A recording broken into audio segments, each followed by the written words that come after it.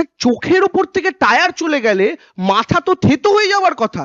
তার মানে চোখের ওপর দিয়ে টায়ার যাওয়ারও গল্প সত্য নয়, বডির ওপর থেকে গাড়ি যাওয়ারও গল্প সত্য নয়। তাহলে এই মিথ্যাচারটা আমাদের সিপিএম এর বন্ধুরা এই ছবিটা মার্কেটে ছড়িয়ে কেন করলেন?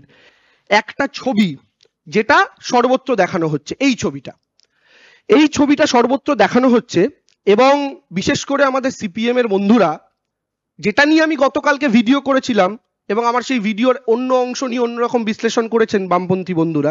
এসএফআই এর আমার প্রিয় দাদা সৃজন দা প্রেসমিট করেছে দেখছিলাম। আচ্ছা, আমাকে একটা কথা বুঝিয়ে দিন, এসএফআই এর দাদাদের কাছে আমার অনুরোধ, আমার প্রিয় সৃজনদার কাছে আমার অনুরোধ, যিনি প্রেসমিট করছিলেন, আমার ভিডিওর বক্তব্য ছিল এই ছবিটি আপাতভাবে দেখে মনে হচ্ছে সত্যি নয়।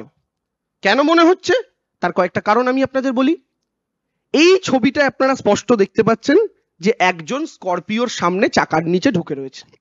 এখন কয়েকটা বক্তব্য। প্রথম, ওই দিন কোনো স্টিল ছবি তোলা হয়নি। যে কটা ভিডিও বা ছবি আপনি আমি প্রত্যেকে পেয়েছি, প্রত্যেকটা ভিডিও থেকে নেওয়া, ভিডিও পজ করে নেওয়া তার স্ন্যাপ।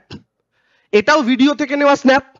এই যে ভিডিও থেকে নেওয়া স্ন্যাপ, তাহলে ভিডিও থেকে যে স্ন্যাপটা নিয়ে যেখানে দেখানো হচ্ছে এই গাড়ির চাকার নিচে নাকি ইন্দ্রানুজ শুয়ে রয়েছে, তাহলে আমাদের বক্তব্য হচ্ছে এই ভিডিওটা কোথায়? যে ভিডিও থেকে এই স্ন্যাপটা তোলা হলো সেই ভিডিওটা কোথায়? গতকাল সৃজন দ্বারা প্রেসমিট করে যে ভিডিওটা দেখিয়েছেন সেটা গাড়ির ব্যাক সাইডের ভিউ, এবং সেখানে যে কেউ পড়ে যাচ্ছে, সে পড়ে সাইডে চলে যাচ্ছে না কোন দিকে চলে যাচ্ছে বোঝা যাচ্ছে না। সেটা একমাত্র বোঝার উপায় ফ্রন্ট ভিউ থেকে, যে ফ্রন্ট ভিউয়ে স্ক্রিনশট তারা ভাইরাল করেছেন। তো যেখান থেকে এই স্ক্রিনশটটা, যে ভিডিও থেকে আপনারা এক্সট্রাক্ট করেছেন, সেই ভিডিওটা কোথায়? এটা যতক্ষণ না আমাদের কাছে আসছে আমরা তো এটাকে সত্যি বলে মনে করতে পারবো না, এটাই স্বাভাবিক। কারণ সব ভিডিও অ্যাভেলেবেল মার্কেটে, আপনারা প্রেসমিট করে করে সব ভিডিও দেখাচ্ছেন, শুধু এই ভিডিওটা দেখাতে পাচ্ছেন না। দেখিয়ে দিন, তাহলে বুঝবো সত্যি হয়তো কোনো ঘটনা ঘটেছে, ঘটে থাকতেই পারে তাড়াহুড়োর মধ্যে, কিন্তু দেখিয়ে দিন, এক নম্বর কথা। দু নম্বর কথা, স্বাভাবিক বুদ্ধি সম্পন্ন যে কেউ তারা যদি এই ছবির দিকে তাকান, স্বাভাবিক বুদ্ধিতে বিবেচনা করেন, তাহলে একটা এত বড় গাড়ি, এবং এখানে যদি এটা সত্যি ইন্দ্রানুজ হয়, সে আড়াআড়ি ভাবে চাকার তলায় শুয়ে রয়েছে। এই চাকার তলায় শুয়ে থাকার পর এসএফআই বলছে ব্রাত্য বসুর গাড়ি চাপা দিয়ে চলে গিয়েছে। চাপা দিয়ে এই শব্দটা তারা ব্যবহার করছে। আচ্ছা, আপনারা কেউ বিশ্বাস করেন? যদি এত বড় একটা গাড়ি এরকম আড়াআড়ি শুয়ে থাকা একটা মানুষের ওপর, লম্বালম্বি হলে আমি তাও মানতে পারতাম যে ওপর দিয়ে গাড়িটা বেরিয়ে চলে গেছে, তার নাকে চোখে মুখে চোট লেগেছে, কিন্তু আড়াআড়ি সে শুয়ে রয়েছে, তার উপর দিয়ে এত বড় একটা গাড়ি গিয়েছে, তারপরেও সেই ব্যক্তির শুধুমাত্র চোখে চোট লেগেছে। এটা কি করে সম্ভব? কোন অঙ্কে সম্ভব? এটা আমাদের একটু এসএফআই এর বন্ধুরা আরেকটা প্রেসমিট করে বুঝিয়ে দিন না, একটু উত্তর দিন না, সামনে আসুন না। একজন মানুষের ওপরে গোটা এত বড় গাড়ি চড়ে যাওয়ার পর কি করে সম্ভবপর হতে পারে সেই মানুষটার কেবলমাত্র চোখে চোট লেগেছে? এবার তারা বলছেন যে চোখের ওপর দিয়ে টায়ার চলে গেছে। আচ্ছা, আমার একটা কথা বলুন, যদি চোখের ওপর দিয়ে টায়ার যেতে হয়, স্বাভাবিক বুদ্ধিতে যেটা বলে, আমাদের চোখকে টায়ারকে টাচ করতে হলে তার আগে কমপক্ষে নাকের হাড়, কপালের হাড় এবং গালের এই উঁচু অংশের হাড়কে ভাঙতেই হবে, কারণ চোখ এই তিনটের মাঝখানে অবস্থিত। কিন্তু তার কি নাকের হাড় ভেঙেছে, কপালের হাড় ভেঙেছে, গালের হাড় ভেঙেছে? না। আমি লাস্ট তার যা ছবি দেখলাম, তার চোখে কিছু ইনজিউরি অবশ্যই হয়েছে, এবং তার এই জায়গাটা করে কিছু কেটে গিয়েছে, সেলাই পড়েছে। তা চোখের ওপর থেকে টায়ার চলে গেলে মাথা তো থেতো হয়ে যাওয়ার কথা, কিন্তু শুধু চোখে চোট লেগেছে। তার মানে চোখের ওপর দিয়ে টায়ার যাওয়ারও গল্প সত্য নয়, বডির ওপর থেকে গাড়ি যাওয়ারও গল্প সত্য নয়। তাহলে এই মিথ্যাচারটা আমাদের সিপিএম এর বন্ধুরা এই ছবিটা মার্কেটে ছড়িয়ে কেন করলেন, এটাই আমরা আগের দিন জানতে চেয়েছিলাম বিভিন্ন ভিডিওর মাধ্যমে।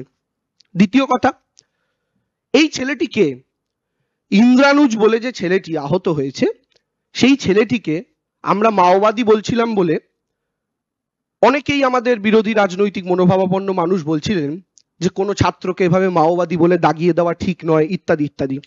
দেখুন, আমরা তাকে মাওবাদী বলছি না, এটা হচ্ছে ইন্দ্রানুজের ফেসবুক পোস্ট। ইন্দ্রানুজ নিজেই নিজেকে গর্ব করে মাওবাদী বলছে। কি লিখছে আমি পড়ে আপনাদের দেখাচ্ছি। লাল সেলাম কমরেড বিবেক, আচ্ছা পোস্টটা হচ্ছে তার, ইন্দ্রানুজ রয়, 12ই জুন 2023।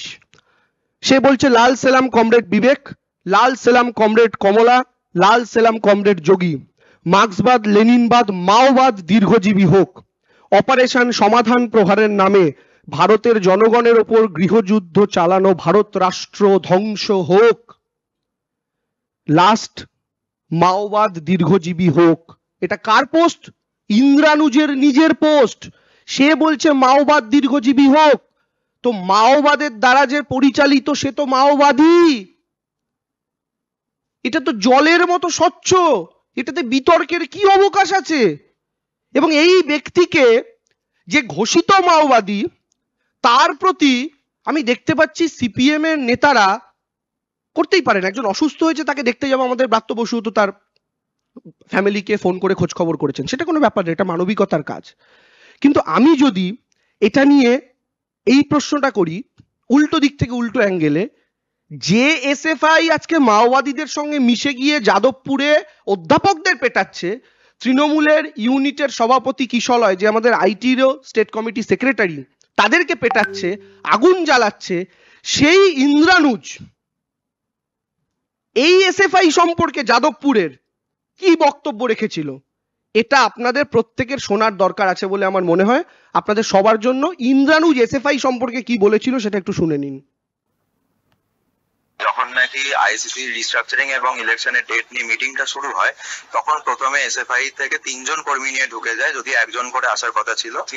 সমস্ত সংগঠনের প্রতিনিধিদেরকে আটকে দেয় এবং তালা মেরে তারা বাইরে থেকে হুমকি দিতে থাকে যে তোদের লাশ ফেলে দেবো, এবং তালা মেরে তারা বাইরে থেকে হুমকি দিতে থাকে যে তোদের লাশ ফেলে দেবো, এবং তালা মেরে তারা বাইরে থেকে হুমকি দিতে থাকে যে তোদের লাশ ফেলে দেবো।